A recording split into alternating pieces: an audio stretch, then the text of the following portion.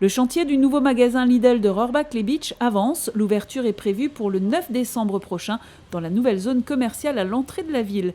L'enseigne, qui est présente dans la commune depuis 19 ans, a investi 4,5 millions d'euros dans ce projet. Le conservatoire de Sarreguemines propose de nombreux enseignements à ses élèves. L'un d'entre eux s'exerce dans une salle de classe plutôt surprenante. Il s'agit de l'église Saint-Nicolas où les futurs organistes viennent s'entraîner à la vue de tous avec leurs professeurs. Les Journées du patrimoine offrent des possibilités de découvrir des lieux emblématiques habituellement fermés au public. Le château de Frauenberg ou encore le pavillon de Geiger à Sarreguemines font partie de ces lieux visibles toute l'année mais qui restent difficiles d'accès. L'équipe de Philipsbourg, club de division 3, est arrivée au 3e tour de la Coupe de France de football. Elle a reçu Boulay, qui évolue en Régional 1, ce dimanche après-midi. Le résultat est sans appel, 8-0 pour Boulay, qui a par ailleurs fait un beau cadeau à l'équipe adverse puisqu'elle a offert les maillots aux joueurs. 9 professionnels sont installés dans la maison de santé pluridisciplinaire qui vient d'ouvrir à Houndelin. Plus d'1 an de travaux a été nécessaire pour réaliser cette nouvelle structure médicale qui offre une belle opportunité aux praticiens et à la population locale. Les propriétaires de chevaux sont inquiets face à la vague de mutilation qui sévit dans toute la France depuis plusieurs mois. Des mesures de sécurité sont mises en place un peu partout et la gendarmerie veille.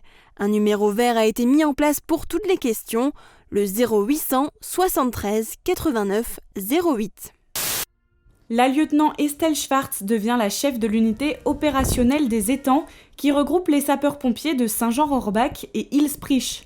Il s'agit de la seule femme commandante sur l'arrondissement. Elle succède à Pierre Schwartz. En tant que responsable des jeunes sapeurs-pompiers, elle met un point d'honneur à renforcer cette section.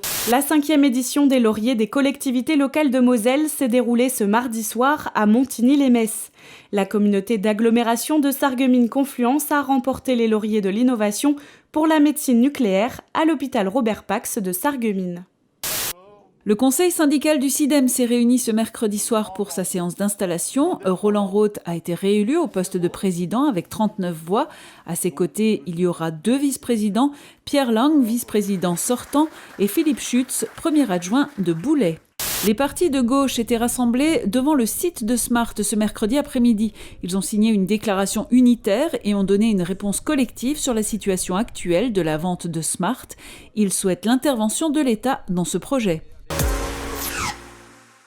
Souriante, d'une grande douceur, Diane Févet, de toute sa beauté et de son élégance, n'a pas déçu ses admirateurs et admiratrices. La plupart des jeunes filles présentes suivent avec attention le regard et les gestes de la Miss. Leur autographe en poche, Laurine et Jade repartent avec des étoiles plein les yeux.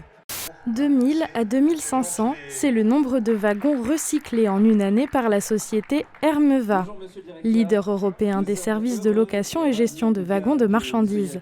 Considérée obsolète après 40 à 50 années d'utilisation ferroviaire, une flotte de wagons est recyclée dans sa quasi-totalité par ses partenaires, notamment ses parties dites stériles, comme son plancher en bois, transformé en mobilier urbain ou d'entreprise.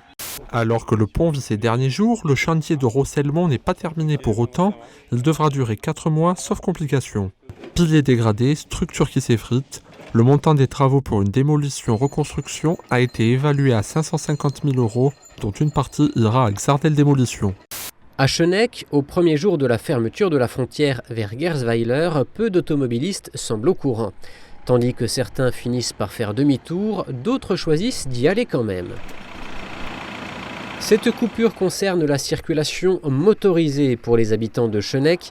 Il reste toujours la possibilité de se déplacer à pied ou à vélo, notamment pour fréquenter les commerces de la frontière, un bureau de tabac et 2 restaurants. Depuis l'année dernière, l'association Aide de Metz réalise des actions de visibilité dans les quartiers prioritaires de l'agglomération de Forbach. Après le Wiesberg, le bus a pris place dans la cité de Bérennes pour une après-midi information, prévention et dépistage. Avec l'appui de la communauté d'agglomération de Forbach et d'une infirmière du Cégide, une dizaine de passants est venue se faire dépister.